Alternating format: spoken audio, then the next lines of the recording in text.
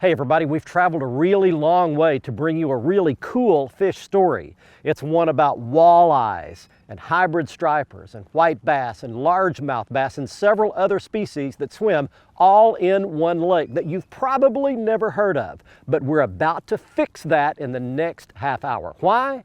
Because Fox Sports Outdoors is on the air right now. You're watching the only program with weekly fishing reports and real-time outdoor news from the Southeast region. This is Fox Sports Outdoors. Hey everybody, I'm glad you're with us on this week's show as we roll into another lake that we've never visited in the history of Fox Sports Outdoors, and as a matter of fact, I've never been here personally either. Let's pan over this way and I will show you a look at Canton Lake. It's located about an hour and a half or 2 hours northwest of Oklahoma City, Oklahoma. This is about an 8,000 surface acre lake impounded on the North Canadian River, and it's a very interesting lake. Why? Because the Oklahoma Wildlife Department does a great job of maintaining a healthy population of walleye in this lake. Now the walleye can be very finicky and difficult to catch at times. If I can catch one on this week's episode, I'll be really happy if we can just get one on camera to show you. But if not, we got lots of other species in the lake to back it up.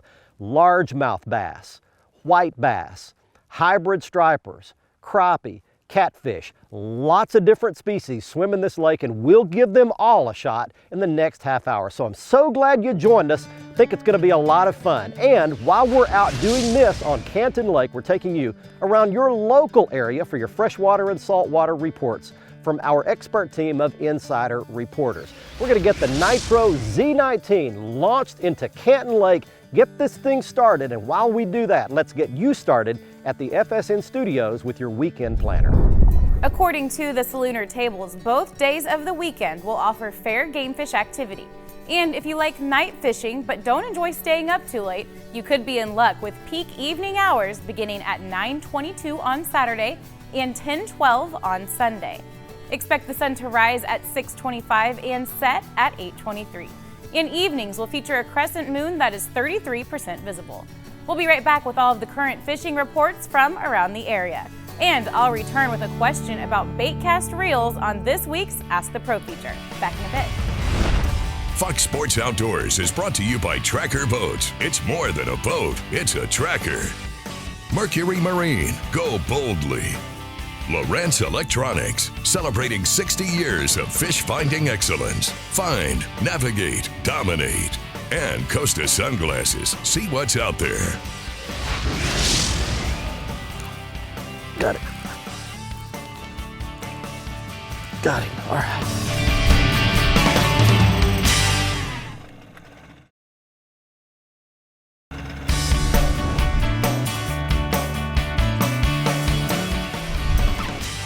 Got it.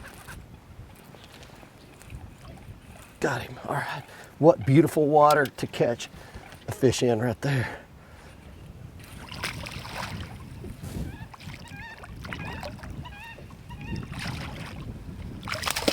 Come up here, buddy. He's not a monster, but he's a bass. All right, there's my first Canton Lake bass right there. Welcome back, everybody.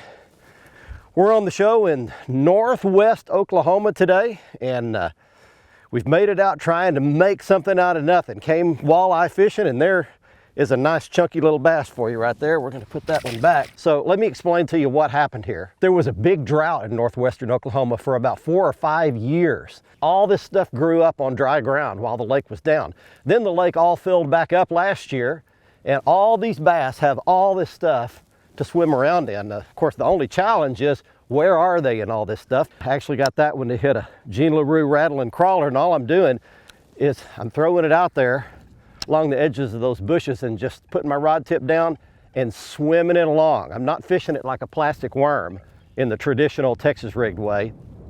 I've got it Texposed. Got him right there. Golly, that one came right out of that bush. Man, we got something working. That's a little bitty dude. But I'm not fishing it the regular Texas rigged way where I'm hopping it along the bottom. I am swimming this bait That's a little trick that some Louisiana boys showed me up at Lake D'Arbonne. All right, we've got something working. I'll explain lots more about it as we go forward. But right now, let's get you fishing and lake reports from your local area. Hey guys, welcome to this week's Tennessee and Kentucky report. A lot of our region is pretty normal. The fishing's good. It's what you might expect for May, for what I would call late spring, even an early summer pattern. But let's talk about the rest of the state because it's kind of unique right now. Anything that's attached to the Tennessee or the Cumberland River is just super high.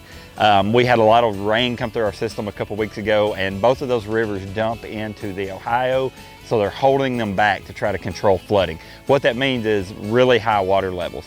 So high, some people's campers and even homes have gotten water in them. So here's the deal, if bass fishing, follow the water. Any shallow cover that new water is hit is where the fish will go to. And soft plastics or a jig is the thing. You can catch them other ways, but I think you're gonna get more and bigger bites by doing that. One of my favorite things to do when we have these abnormal spring floods is to bluegill, shellcracker, panfish. And here's the thing, it's kind of cool, it's really unique, and here's your tip of the week. Anytime the water gets up over green grass, a lawn, there's a couple state parks where the water gets up in them over the grass, those panfish move in there and go crazy. That water makes the worms come out of the ground, and those panfish come in there and you can just completely wreck them. Catfishing's really good right now, crappie fishing so-so, but by and large, shallow cover is the thing to do. We'd love to see you here. God bless.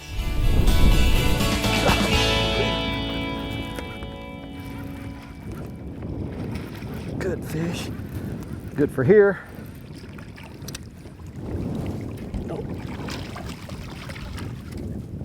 Hey, there we go. Hey, that's a little bit better fish right there. That's got a little bit of a belly on it right there. And eating some shad. All right. Here's a real principle, is that when you get into a place like this, that's got this much cover, and it's all the same, how do you find the fish? We mentioned that early on. Well, here's what you do. You find something different than everything else. It can be anything, beginning with bottom. It can be a different bottom, a little bit of a drop off, a little bit of a rise in the bottom. It can be a transition. Well, here's a classic one right here. We've got reeds to grass. You've got to find something different than everything else. The bass will find that. They'll locate something different. They've done experiments where they take a swimming pool that's just smooth all over the bottom, and they paint black dots on the bottom, and the bass go sit on those dots. A bass is a sucker to find some kind of cover or something different in the structure that's different than everything else around that. You get into an area like this where there's this much stuff, you find the one thing that's different, you're almost guaranteed you're around bass. That's something. Oh, it's a walleye, and it's a good one too.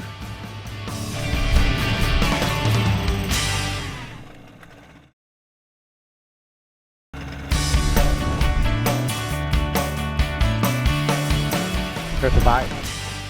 Got him. Got something. Oh, it's a walleye, and it's a good one too. Okay, I got the net. Good walleye, look at this. Look at this. Got him. Yeah! All right. I caught one of these bad boys. I have done it. Didn't think I was gonna get to do it. And I caught one of them. Look at that. We caught us a walleye. That's what you come to Canton Lake to do. Oh man, that has been a long time coming right there. It has been a rough go. But I caught a good walleye. You can see them fishing the dam. And got out here fairly early and tried to do this. And the wind was just blowing way too hard. I couldn't even stay out here. But the sun's breaking out, the wind's calming just a little bit. And I caught a good walleye for you. Isn't that a gorgeous fish right there? We're gonna put that one in the live well. That dude's gonna cook up good. They built the dam at Canton Lake in such a cool way. They built 3 of these turnouts where you can pull off the dam. You can drive up there and you can fish for these walleye. You don't even have to have a boat.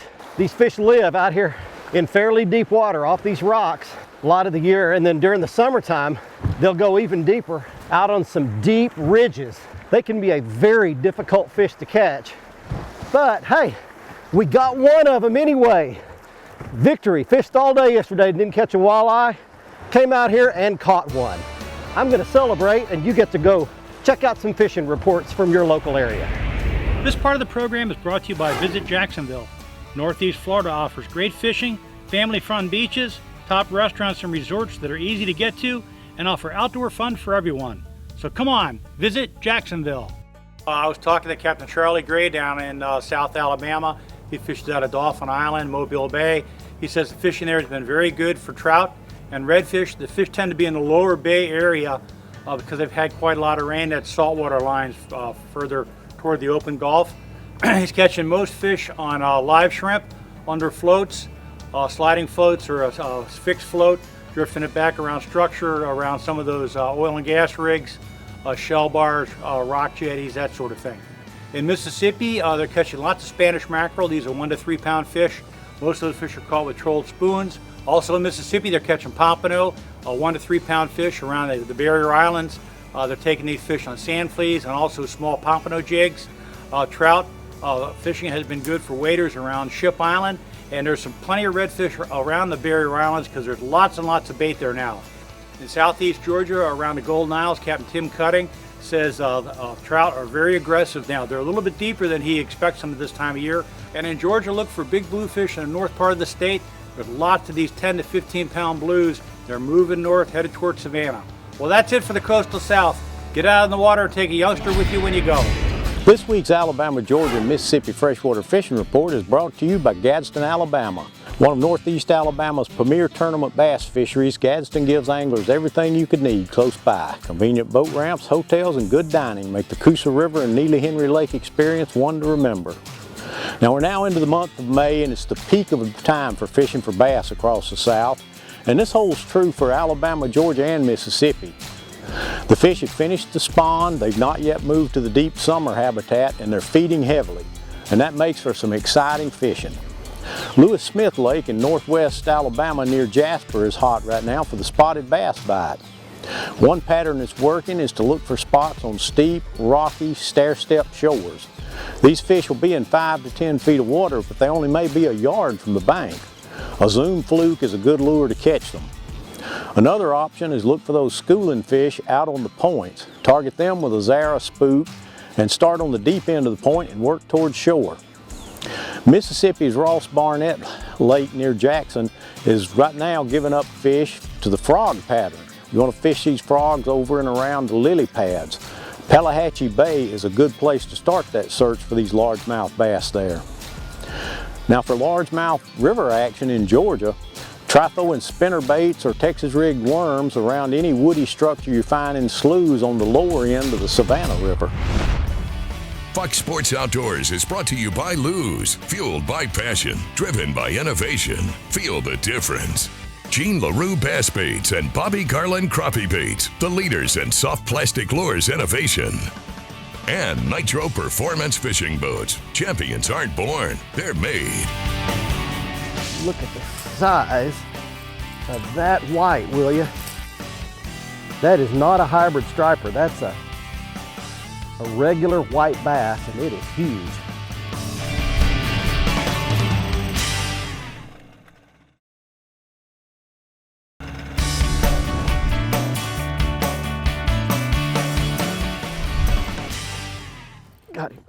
Got him, there we go. Swimming at the boat, then he's gonna fight like crazy when he gets up here. And under he goes. Oh, that's a decent hybrid. All right. There we go. There's you a good hybrid striper right there. You can see the broken lines on his side, and no monster, but just a little fatty. Right there, back he goes. Well, everything's changed. The wind's calmed down, the sun's come out, everything's died back, and we're in an area with a whole bunch of boats here, and I wanted to go see if we could catch a hybrid striper, and there is one. Most of these people, they're in about 10, 12 feet of water, something like that. Most of them trolling like crankbaits and lipless rattle baits and those kinds of things, but I just picked up a spoon and started cranking it up off the bottom, and a pretty nice hybrid bit it. And I want to tell you, they've got giant white bass in here. I don't mean hybrids, I mean huge white bass. I caught a couple of them yesterday, so I hope to catch you one of these big white bass before it's over with. Let's get you some fishing and lake reports from where you live right now. Hey folks, it's time for your Carolinas report, brought to you by the Dead Dog Saloon. Remember, hey, when you're down in the Carolinas or along the Marsh Walk in Merle's Inlet, make sure you put us on your list of destinations to visit. We've got one of the best views around and the most incredible entertainment 7 nights a week. You need to stop by and see what all the locals are talking about. Let's talk about the saltwater side of things, and I tell you what, the offshore bite is on fire. If you're looking for dolphin, you can get out now and load the boat right now. Small baits work great. Make sure you've got a pitch rod. If you're out there trolling, you find a grass bed, pull up and pitch some baits around it. It doesn't matter how big the bait is, those dolphin, when they're feeding, will come out and get it. It can be some great times on light tackle, and you need to make sure you set up for it and ready for those fish. Also, the cobia have started making that run. Now here's the thing, in South Carolina, we've got to release them. In North Carolina, you catch them in your state waters, you can keep them, but what a great fight regardless, whether you're going to kill them or not. They are an unbelievable fight and worth it. Make sure you target those schools of menhaden that you see moving along the beach. Get out, a bucktail works great. Anything big plastic baits works awesome, and an eel is probably some of the best bait for those cobia this time of the year. This has been your Carolinas report, brought to you by the Dead Dog Saloon. Remember, fish smarter, not harder, and keep your chaos organized. Trolling along here with my trolling motor and letting the wind pull me along a little bit. Pulling a little crankbait. There's one, got him. Boy, that didn't take very long. We've had the sun come out, the wind's died down. Yeah, that's a good, either a white or a hybrid one. That's a big white bass. Wow. Look at the size of that white, will you? That is not a hybrid striper. That's a regular white bass, and it is huge. Little crankbait and a big old white. Man, look at that. So there's you another Canton Lake species right there. Trolling along with my trolling motor and little crankbait, just trying to cover some water and locate where the schools are, which is a great way to locate them, and then turn around and you can work them over with a lipless rattle bait or a spoon or something like that. But I told you that Canton Lake has got some huge white bass in it, and that is a big one. I don't care who you are or where you live, he's going back. So really, this is just a really good place. If one species is not biting, then you can try another species. And hybrid stripers, white bass, largemouth bass, walleye. And by the way, I haven't really mentioned a lot about the Canton Walleye Rodeo, but I think it happens in May every year.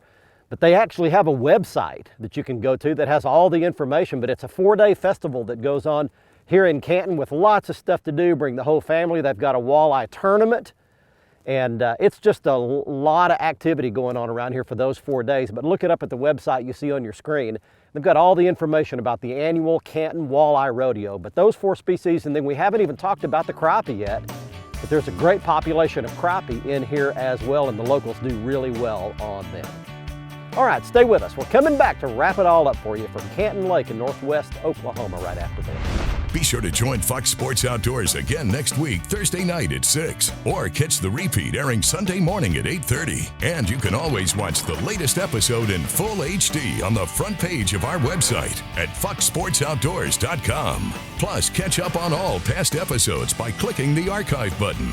And see lots of our how-to and product videos by selecting the how-to button. Join our online fishing community. Just click the like button on our Facebook page for access to daily posts with lots of fishing news, videos, and frequent giveaways. And stay up to date with all the latest fishing information and photos by following our Twitter feed.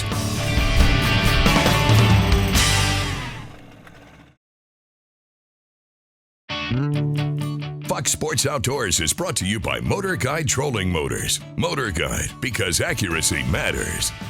And Excite Technologies, powering the world forward. Welcome back, everyone. It's time for the Ask the Pro question. This week, Craig asks, I'm about to purchase my first bait cast reel. What features are the most important? We asked four-time Bassmaster Classic qualifier O.T. Fierce for the answer. Your first bait cast reel should be a quality reel, somewhere in the $100 range, give or take. It should have a good magnetic control, 3 or 4 ball bearings, and a good spool tension knob adjustment. Thank you, OT. If you have a question for one of the anglers, visit our website, follow the Ask the Pro link on the right side of the page, and send it in. Now, one lucky viewer wins a new pair of sunglasses on the Costa Catch of the Week. Every week, it's my pleasure to get to give someone a brand new pair of the world's greatest Costa sunglasses, just like the ones I wear on every episode of our show. Here's this week's winner. He is Jeff Bledsoe of Fairhope, Alabama, showing a 28-inch redfish and a 24-inch speckled trout he caught on the same double jig rig and the same cast at Mobile Bay, Alabama. If you'd like a chance to be our next winner, just go to our website at foxsportsoutdoors.com, click on the Costa Catch of the Week area on the right side of the homepage, and follow the instructions to send us your photo. You could be our next winner. And you can see all of the Costa frame and lens styles by going back to our homepage, click on the Costa logo. It's there you'll see all of the great Costa lens styles and all the great frame styles, including the frame style that I was wearing on this week's episode. This frame is called Motu in the camo pattern. Next up on our gear segment, here are some of the baits that you need to have on board if you want to do some of the styles of fishing that we did on this week's episode. Beginning on your far left, that's a regular 1/2-ounce jigging spoon in a chrome color. Next to the right is a bigger striper spoon in a 5-inch size. Next to that is a big lipless rattling crankbait in a real flashy color, about a 3/4 ounce size. Under that, a small deep diving crankbait. It needs to dive 8 to 10 feet deep if you'd like to troll for some of these hybrids or white bass. Next, if you want to catch largemouth bass here, we caught every one of those on the Jean LaRue Rattling Crawler. It's got a glass bead up inside of it for a lot of extra rattle. And then for the walleye, you want a lead jig head, and you want to tip that with any of several curl tail grubs. My favorite is the Jean LaRue Rally Grub in some of the colors you see there. Secrets. They're a great thing at Christmas time and a wonderful thing for a surprise birthday party, but a terrible thing in a marriage. Lots of people stay married for a very long time, dragging behind them a lot of dark secrets from their past. The problem with those secrets is that they lurk just under the surface, and they tend to rear their ugly head at just the wrong time. They cause a lot of damage. Want to have a great marriage? Find the appropriate time and place to bring all of those secrets to the surface and deal with them truthfully and in the right way. And it could take the help of a trained counselor, but that's okay. Why? Because when you're done, not only will you have a much better and healthier marriage, but you'll sleep a lot better at night too. Thanks very much for joining us today on my first trip here to Canton Lake in northwest Oklahoma. We had a fun day on the water, and I think you would too. We will see you next week right here on the show. Until then, I'm Barry Stokes. Be safe, have fun. Bye-bye, y'all.